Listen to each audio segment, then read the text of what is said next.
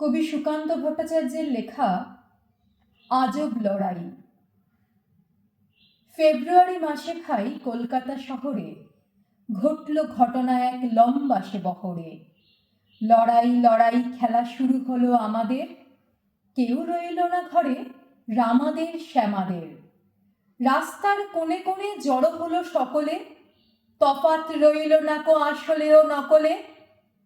শুধু শুনি ধর ধর মার মার শব্দ, যেমন খাঁটি যুদ্ধ এ মিলিটিয়া জব্দ। বড়রা কাঁদুনে গেছে কাঁদে চোখ ছল ছল, হাসেছে কাঁদুনেরা বলে সব ঢালো জল। ওই বুঝে ওরা সব সঙ্গীন উচলো, ভয় নেই যত হোক বেয়োনট ছুচলো। ইট পাটকেল দেখি রাখে এরা তৈরি, এইবার যাবে কোথা বাঁচা ধন বৈরি। ভাবো বুঝি ছোট ছেলে একেবারে বাচ্চা, এদের হাতেই পাবে শিক্ষাটা আচ্ছা। ঢিল খাও, তারা খাও, পেট ভরে কলা খাও, গালাগালি খাও আর খাও কান মলা খাও। জালে ঢাকা গাড়ি চড়ে বীরত্ব যে কি যে এর, বুঝবে কে হরদম সামলায় নিজেদের। বার্মা পালানো সব বীর এরা বঙ্গে, যুদ্ধ করছে ছোট ছেলেদের সঙ্গে।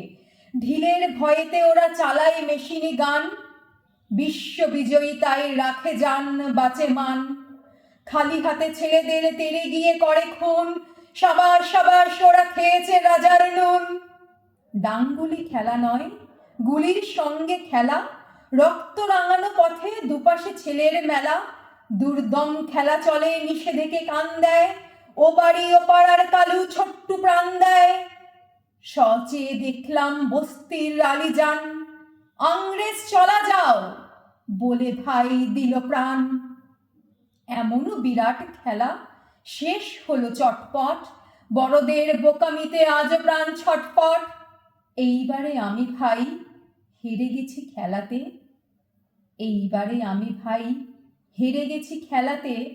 ফিরে গেছি দাদাদের বকুনির ঠেলাতে। পরের বাড়িতে ভাই শুনবো না কারো মানা, দেবই দেবই আমি নিজের জীবন খানা। পরের বাড়িতে ভাই শুনবো না কারো মানা, দেবই দেবই আমি নিজের জীবন খানা।